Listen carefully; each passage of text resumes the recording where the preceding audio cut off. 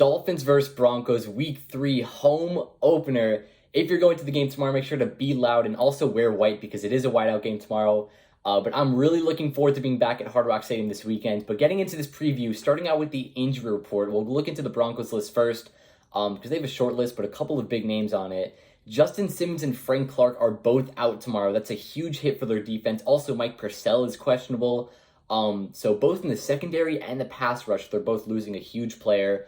For the Dolphins, Salvon Ahmed is doubtful, so he's probably not going to play. Devon Achane will most likely be running back 2 behind Raheem Mostert, so we'll probably see a lot of him after he made his season debut last week in Foxborough. Teron Armstead, Jalen Phillips, Jalen Waddle, Elijah Campbell, Raekwon Davis, Julian Hill, and Tyler Kroft are all questionable for tomorrow. McDaniel was optimistic that Teron Armstead and Jalen Phillips can both play tomorrow, though, which is huge. So it looks like Teron Armstead will make his season debut. Shout out to Kendall Lamb for holding the left tackle position down through the first 2 weeks. He did a great job. He'll definitely be a solid backup if Austin Jackson or Teron Armstead goes out at any point again this season, which unfortunately is pretty likely. And for Jalen Phillips, he missed last week with the back injury. Bradley Chubb had a career, probably his best game as a Dolphin so far in his Dolphins tenure. So, adding Jalen Phillips back to that type of talent is going to be great. Jalen Waddle, he's questionable, but I doubt he plays, to be honest. He was limited in practice yesterday, but he didn't practice on Wednesday or Thursday. He's still in concussion protocol, at least as of 12:30 on Saturday, so I kind of doubt he plays. But if this was a playoff game, he'd probably play, but at the same time, we have a healthy Tyreek Hill versus a Justin Simmons-less Broncos secondary, so I don't think that he's going to play. Moving into the matchups for this game, a pretty big one in Tyreek Hill versus Patrick Surtain. That's going to be huge, especially, like I said, with Jalen Waddle most likely being out for this game. The coaching matchup is Mike McDaniel versus Sean Payton, and that whole situation where they went after Sean Payton and they didn't get him, so they had to settle for Mike McDaniel. And McDaniel's looked like the better coach so far this season, so that's a little something. And I'm going to talk about this more later, but revenge games for a lot of players and coaches on the Dolphins. So I'll talk about that after the 5 things, which I'm going to talk about now. Number 1, starting out with the defense, get after Russell Wilson. The Commanders sacked Russell Wilson 7 times last week. There's no reason why I talked about Washington's defense in the NFC East prediction video, and they have a ton of studs on that defensive line. But the Dolphins have, I don't know if the Dolphins are honestly better, but there's no reason why we shouldn't get after Russell Wilson. Jalen Phillips is back. Bradley Chubb is coming off of a career game. Christian Wilkins and Zach Sealer up the middle. If we bring blitz, David Long is a beast.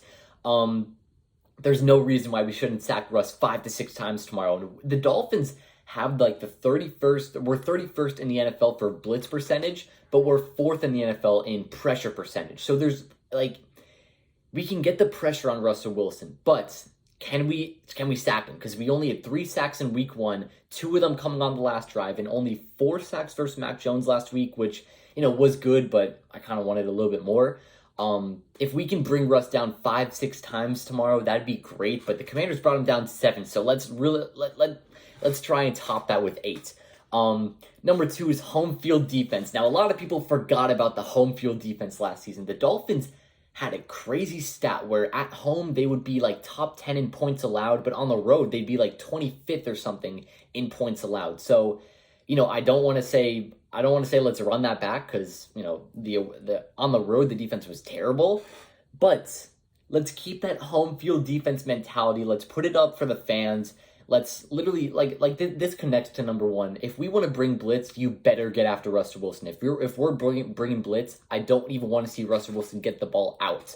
So let's get the home field defense in. And moving on to the offense, number 3, run the ball. Now I put run the ball a lot, but I didn't really want to say that because I don't want to run the ball too much. Because it kind of connects to the next one, which is let the offense cook. I want to see Tua throw the ball and get comfortable in that pocket. Because when this offense is clicking, this offense is clicking. We saw that 2-minute drill before the end of the first half in the Patriots game where they just couldn't be stopped. I mean, they were just going down the field. They'd have thrown a Craycraft, a dot to Braxton Berrios down the side, or down, I don't even know where it was. It was on the corner of the end zone. And he was down at the 2-yard line, but it was a perfect throw by Tua. The offense just couldn't be stopped on that 2-minute drill drive. And, I'm not saying run 2-minute drill the entire game, but when the offense is on point, no defense in the NFL can stop them other than maybe San Fran. But if we can run the ball well, then we shouldn't be able to lose this game. I don't want to run the ball more than passing the ball, but I also don't want to have double the pass attempts as run attempts. So we'll see what happens with Mike McDaniel. We'll see what he does. Number 5 actually is smart football. That's all it is, man. It's the snaps. That is going to be huge because we saw multiple snaps by Connor Williams that were messed up. And even, I know a lot of people didn't see it. I didn't see it at first. It took until after the game and looking on Twitter, or X, whatever. Connor Williams and Tua messed up the snap on the QB kneel in victory formation. Tua dropped the snap on a QB kneel. I mean, how does that happen? Like, if there's multiple snaps messed up again this week, they've got to have a talk. Now, Connor Williams is a great blocking center, but when it comes to those snaps, there's a major issue. And the backup center is Liam Eichenberg, so I really don't want to see him on the field ever again. So he better get those snaps down, or else there's going to be a big issue. But of course, the smart football also goes within like the flags and stupid penalties and stuff. There wasn't terrible penalties last week, but the rest were pretty bad. We'll see the types of refs that we get at home this week. But yeah, Kevin Harlan is calling the game, and Tua is 3-0 or 4-0 when he calls our games. So hopefully that adds something. But before I get into the prediction, a couple things I want to talk about is a trap week. A lot of people have been saying that this could be a trap week, and I'm thinking the same thing, but of course I don't think we're going to lose. We play the Bills next week, so I don't want to be looking ahead to this game. I don't think the Dolphins are going to be looking ahead to this game, especially because they have a home game to focus on. It's the home opener, so it's going to be a big turnout for them. But don't look ahead. Please don't look ahead. The Bills played really well against Vegas last week. But of course, Monday night versus the Jets week 1, they were terrible. We'll see how they play this week against the Commanders, I think, right? I think Buffalo will win that game, but I don't think it's going to be a blowout like a lot of people are saying. We'll see what happens with that, though. Let's just focus on this week versus the Broncos, see how this one goes. And number 2, the running back rotation. I already talked about that. It's going to be Mostert, Devon Achane, Dylan Brooks, or Chris Brooks, I mean. We'll see if Cedric Wilson Jr. plays with Jalen Waddle likely being out. He hasn't even played the season yet, so he'll probably take that secondary wide receiver spot with him being out. Maybe it's Eric Izukama.